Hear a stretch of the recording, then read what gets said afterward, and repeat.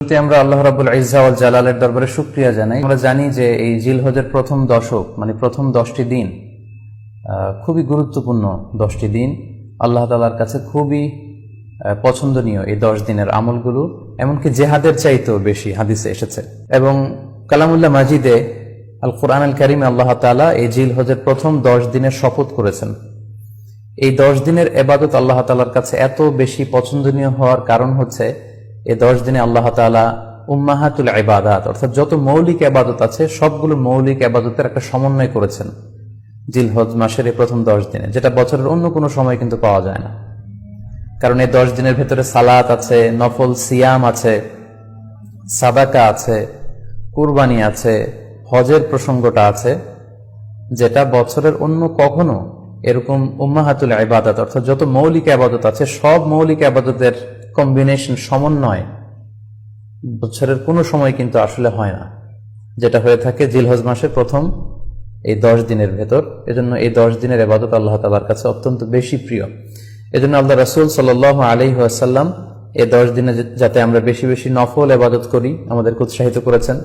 পাশাপাশি আমরা যেন বেশি বেশি তাহমিদ, তাহলিল, তাকবীর দিয়ে এই 10টি দিনকে মুখরিত করে রাখি, এজন্য তিনি আমাদেরকে আদেশ করেছেন।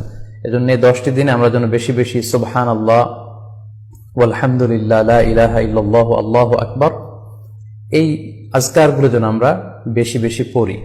এবং আরাফাতের সিয়ামের ব্যাপারে আল্লাহ রাসূল সাল্লাল্লাহু আলাইহি ওয়াসাল্লাম আশা করেছেন যে 9 জিলহজের যে নফল সিয়ামটি অর্থাৎ আরাফার রোজা, এই আরাফার রোজা যে ব্যক্তি রাখবে আল্লাহ রাসূল সাল্লাল্লাহু আলাইহি ওয়াসাল্লাম বলেন যে আমি প্রত্যাশা করি এই সিয়ামের বদৌলতে বিগত একটি বছরের এবং সামনের একটি বছরের যত পাপ হবে এই পাপগুলোকে আল্লাহ তাআলা আমাদের জন্য ক্ষমা করে দিবেন। এবং জিলহজের 9 তারিখ ফজর থেকে কিন্তু আমাদেরকে ওয়াজিব তাকবীর পাঠ করতে হয়। আমরা জানি সেটা শুরু হয় আরাফার দিন ফজর থেকে।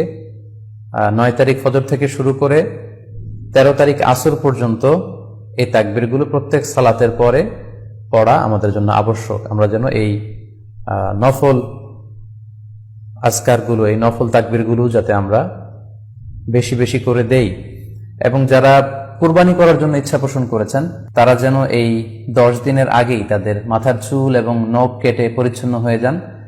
এবং জিলহজের এই 10 দিনে তারা যাতে মাথার চুল না কাটে এবং হাতের নখ না কাটে, এই মর্মে আল্লাহ রাসূল সাল্লাল্লাহু আলাইহি ওয়াসাল্লাম আমাদেরকে গাইডলাইন দিয়েছেন। সব মিলে আল্লাহ তাআলার কাছে এই 10টি দিনের ইবাদত খুবই প্রিয়। এমনকি হাদিসে এসেছে, যেটা আমরা বললাম যে জেহাদের চাইতেও বেশি প্রিয়। এজন্য এই সুবর্ণ সুযোগটুকুন যেন আমরা কখনোই মিস না করি। তাই আমাদের সাধ্যমতো আমরা যেন বেশি বেশি নফল ইবাদত করি। আমরা যেন সুযোগ হলে পুরো 10 দিন ব্যাপী আমরা চাইলে নফল সিয়াম রাখতে পারি, আমরা বেশি বেশি কোরআন তেলাওয়াত করতে পারি। বিশেষ করে তাহমিদ, তাহলিল এবং তাকবীর, আলহামদুলিল্লাহ লা ইলাহা ইল্লাল্লাহ আল্লাহু আকবার, এই জিকিরগুলো, এই আজকারগুলো পড়ে পড়ে যেন আমরা এই 10টি দিনকে মুখরিত রাখি। আল্লাহ তাআলা জিলহজ মাসের যে মাহাত্ম্য এবং বারাকা তিনি আমাদের জন্য দিয়েছেন, এগুলো যেন আমরা বেশি বেশি হাসিল করতে পারি। আমিন ইয়া রাব্বাল আলামিন। সম্মানিত শুধু আমি রিকোয়েস্ট করব আপনারা শেয়ার করে দিবেন, যাতে করে আপনাদের অন্যান্য ফেসবুক বন্ধুরা এই আলোচনাটি থেকে উপকৃত